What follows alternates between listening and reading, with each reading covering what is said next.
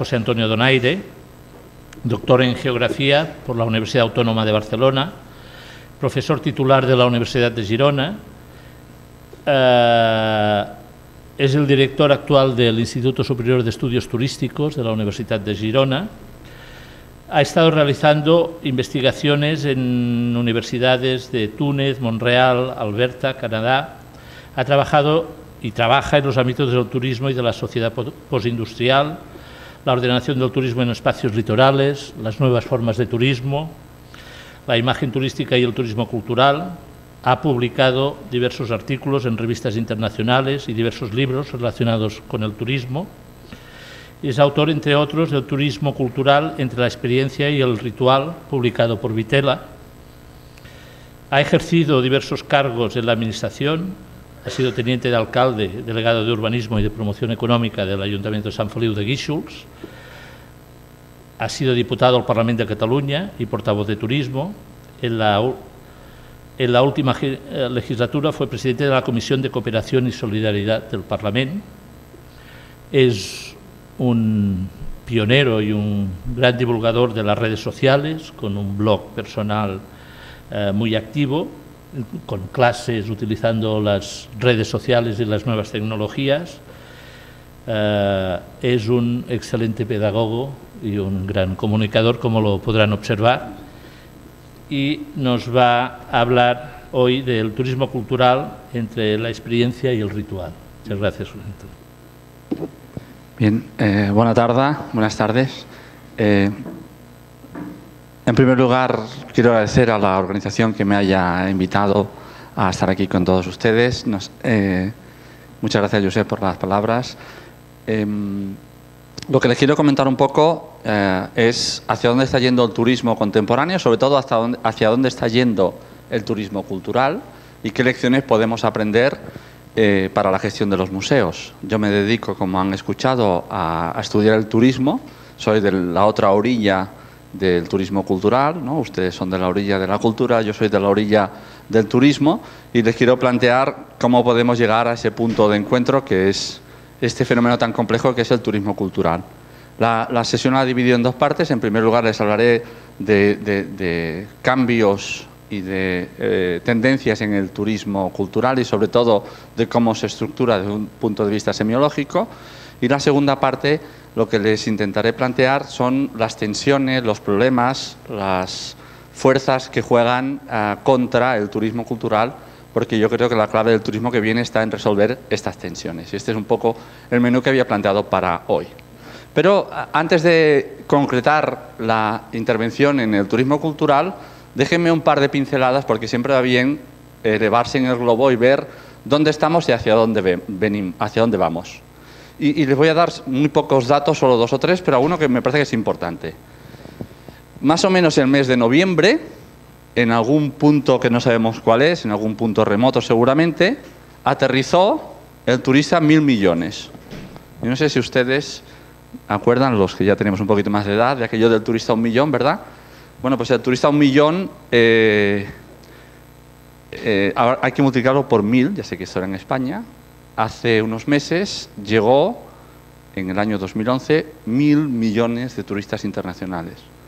Yo recuerdo cuando aún estudiaba turismo y hablábamos de 500, 600 millones, hay 1.000 millones de turistas internacionales. Pero aún es más, en el año 2020, habrá 1.500 millones de turistas internacionales. De ahora al 2020 vamos a crecer un 50%. La OMT hace predicciones bastante buenas. Las predicciones ya hemos visto que son muy frágiles. Sin embargo, cuando uno repasa las predicciones de la OMT se dan cuenta de que aciertan bastante, porque es una metodología que yo creo que es muy seria. 500 millones más de turistas en los próximos 20 años. Os lo voy a decir de otra manera. Si tomamos todos los turistas que hay desde ahora hasta el 2020, son más que todos los turistas que ha habido en la historia del turismo desde sus orígenes. En 18 años, 17 años, vamos a ver moverse más turistas que turistas ha habido en toda la historia del turismo internacional. Han pasado más cosas. Este será el primer año en el que por primera vez en la historia del turismo va a haber más turistas fuera de Europa que en Europa.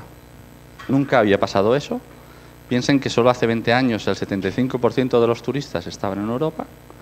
Este año, por primera vez en la historia, sin ninguna duda, va a haber un poquito más de turistas fuera de Europa que en Europa. Y en pocos años va a haber más turistas en eso que llamamos economías emergentes y que ya no son tan emergentes, y que en eso que llamamos economías desarrolladas y que a lo mejor tampoco son tan desarrolladas. Más o menos en torno al 2018, como pueden ver, va a haber muchos más turistas en estas economías emergentes, es decir, fuera de Oceanía, de América del Norte y de Europa. De todas formas, bueno, esto es una captura hay un programa que permite ver los vuelos online que hay en un momento determinado, y luego puedes clicar sobre el avión y te da su posición y te da cuál es su compañía, cuántos pasajeros tiene. Es bastante divertido. Esto es una captura de pantalla. Los aviones, por supuesto, están a escala, ¿no? Porque si no, en Estados Unidos no verían el sol, pero es un reflejo de una característica de la contemporaneidad y probablemente del futuro, y es que somos una sociedad móvil. Absolutamente. Hay un libro que les recomiendo muchísimo de John Urry, se llama Mobility, un libro del año 2007, y su tesis es esta. Nuestra sociedad ya no es la sociedad informacional, que lo es, sino que además es la sociedad móvil, y todo se mueve. Se mueven los turistas, se mueven los lugares de trabajo, se mueven las empresas, se mueven los códigos culturales, se mueven las ideas, se mueven las películas. Urry en un determinado momento dice, no sé si en el futuro tendrá sentido hacer turismo, o sería más lógico sentarse en el sofá de casa y ver cómo el mundo se va moviendo frente a nosotros. La apreciación de Urry es muy interesante y la recogeré después, porque reformula qué quiere decir el turismo. El turismo está pensado para sociedades estáticas, que se mueven de una a otra para ver todos los elementos que configuran la sociedad a la que llegas, partiendo de que esos elementos son más o menos inmóviles. Pero ¿qué será turismo cuando todo el mundo, todas las cosas, todas las ideas, todos los patrones, todas las cosmologías son móviles y en algunos momentos casi intercambiables?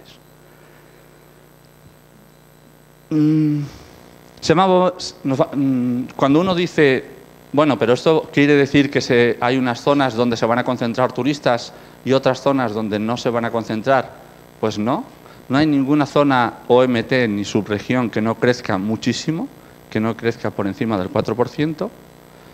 En el 2030, Europa Mediterránea dejará de ser la primera subregión turística de la OMT, nos va a ganar el sudeste asiático, no hay nada que hacer.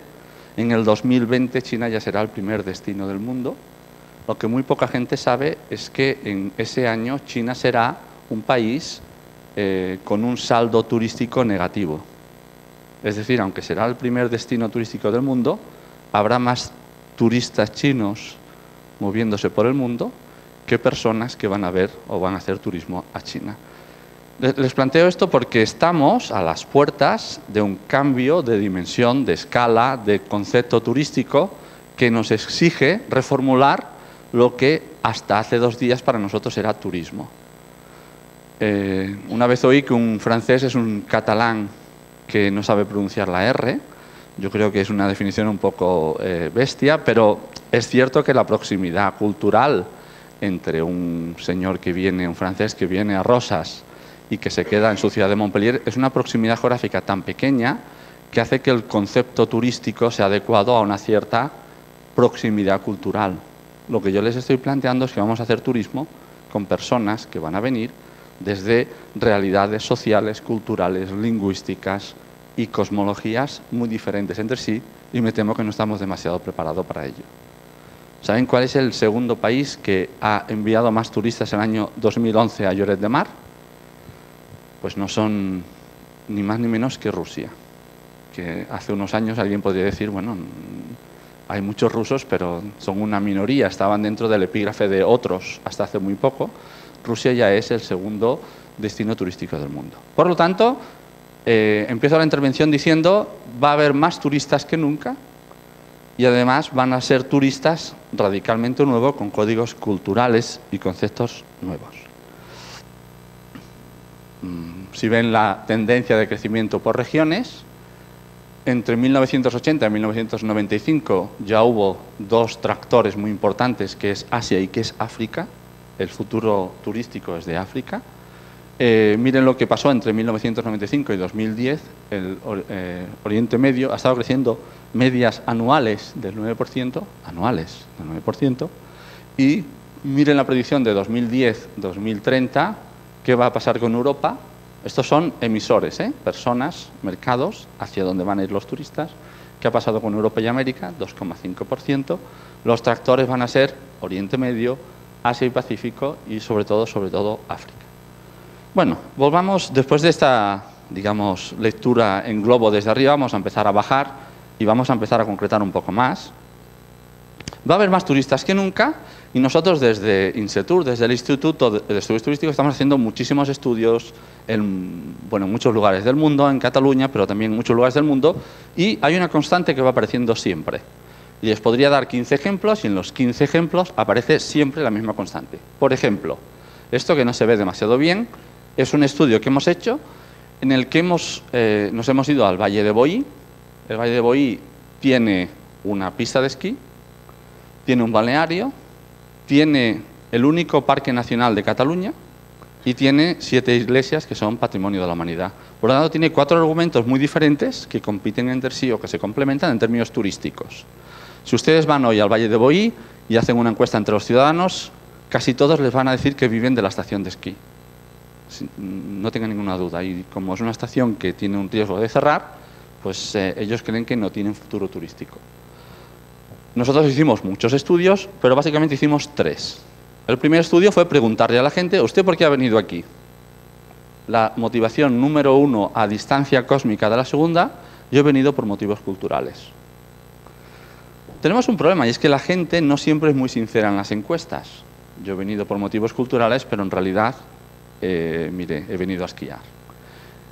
Por lo tanto, hicimos una segunda metodología que fue, nos fuimos a Flickr, un portal donde hay imágenes turísticas que cuelgan los turistas, y fuimos a espiar qué fotografían los turistas del Valle de Boí, sin que sepamos que esta es mucho mejor porque es una investigación donde el investigado no es consciente que le están investigando y por lo tanto le cuesta más mentir.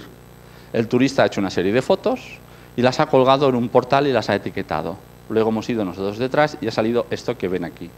Resulta que entre los 10 elementos más fotografiados que hay en el Valle de Boí, 7 son elementos culturales. O, se lo voy a decir de otra manera, el 65% de todas las fotografías que hacen los turistas al Valle de Boí son fotografías culturales. Y alguien podría decir, bueno, pero estas son fotografías.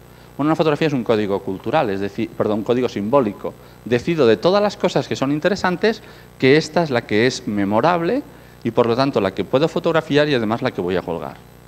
Pero a lo mejor no es la mejor de las metodologías. Hicimos una tercera.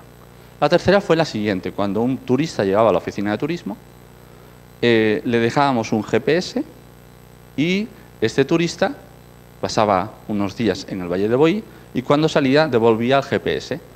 Con lo cual nosotros traqueamos, seguimos el rastro de los turistas durante su estancia. Lo sabemos casi todo sobre ellos. Por ejemplo, anecdóticamente sabemos si se caen cuando esquían, porque es un punto, ¿no?, que se queda allá. O, por ejemplo, anecdóticamente sabemos que cuando en las iglesias de la Valle de Boí son 7, uno coge un ticket y va visitando una tras otra. Bueno, una no es necesario entrar con ticket. Vimos como el GPS tiene X, Y y Z, es decir, sabemos en qué punto del espacio está, pero además en qué altura. Sabemos cuándo suben a los campanarios. Y nos dimos cuenta de que había una especie de curva descendente, que es bastante fácil de entender por qué, donde al primer campanario subían casi todos los turistas, al segundo campanario ya había una deserción y ni un solo de los turistas analizados, que fueron bastantes, tuvo el valor de subir a todos los campanarios. como diciendo, visto uno, visto todos. Pero la lectura